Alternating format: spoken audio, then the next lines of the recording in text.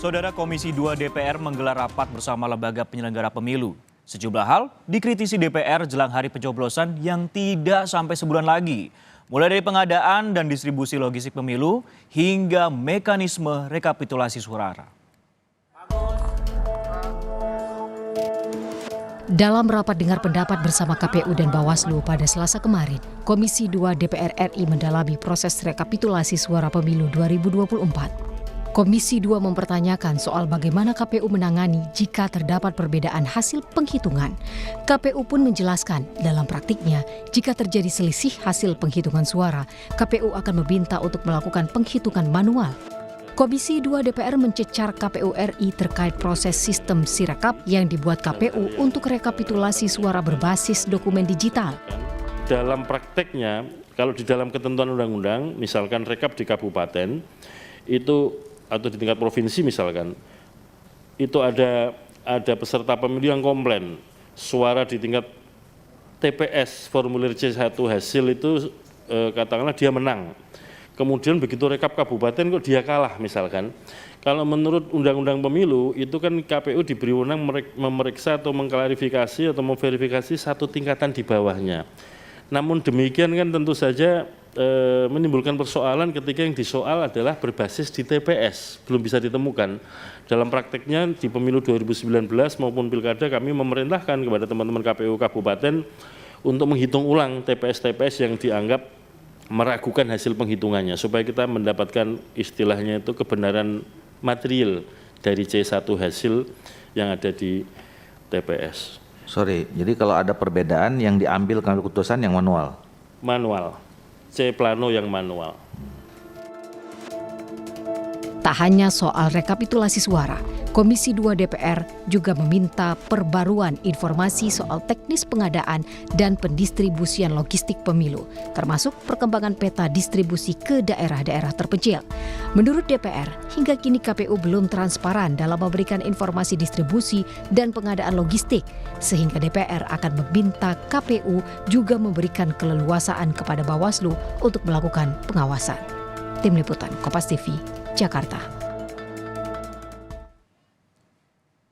Kita sapa jurnalis Kompas TV Dian Silitonga di Gedung DPR Senayan, Jakarta. Dian, selamat siang.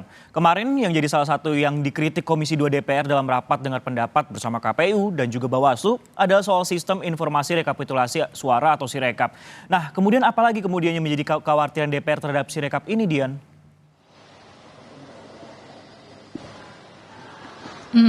Sisko, pertama adalah dikhawatirkan justru Sirekap ini akan memanipulasi jumlah suara karena menurut beberapa anggota Komisi 2 DPR sistem Sirekap ini pengawasannya masih lemah atau masih minim karena memang belum ada payung hukumnya, kemudian juga belum pernah dilakukan baik itu audit, verifikasi maupun juga simulasi terkait dengan proses kerjanya. Meskipun memang Sirekap ini sudah pernah diterapkan pada Pilkada 2020 yang lalu.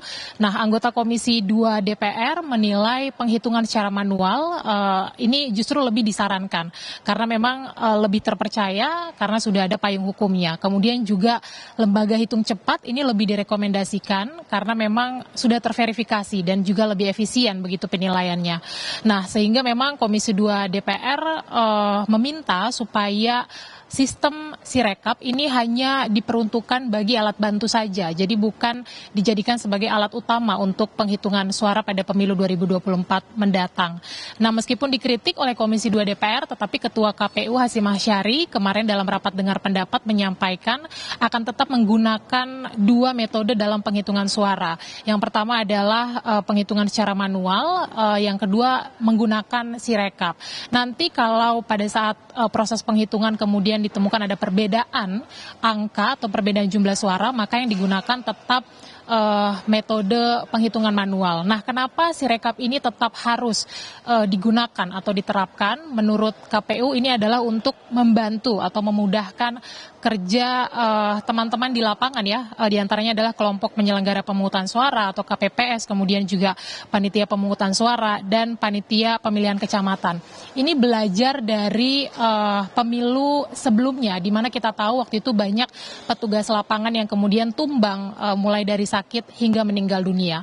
Nah, selain menyoroti soal sistem informasi rekapitulasi suara atau Sirekap, kemarin juga Komisi 2 DPR menyoroti soal antisipasi dugaan pelanggaran pemilu yang terjadi di lapangan yang menurut Komisi 2 DPR ini pengawasannya belum maksimal dilakukan oleh Badan Pengawas Pemilu. Kemudian juga menyoroti soal kepastian penyampaian distribusi logistik ke seluruh daerah di Indonesia termasuk daerah-daerah terpencil. Karena bahkan hingga hari ini pun Bawaslu menemukan begitu ya ada banyak sekali logistik di daerah-daerah utamanya yang kondisinya rusak, begitu cacat, kemudian juga surat suara yang jumlahnya tidak sesuai dengan pemilih dan lain sebagainya.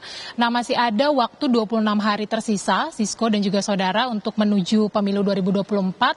Ini waktu yang singkat untuk digunakan semaksimal mungkin, baik oleh KPU maupun juga Bawaslu, untuk saling menyinkronisasi tugas dan wewenang masing-masing, dan kemudian juga melakukan transparansi terkait dengan proses persiapan penyelenggaraan pemilu supaya nantinya pemilu serentak pemilihan presiden, wakil presiden dan juga legislatif ini betul-betul bisa terselenggara secara serentak di seluruh daerah di Indonesia dan bisa terselenggara dengan baik tentunya.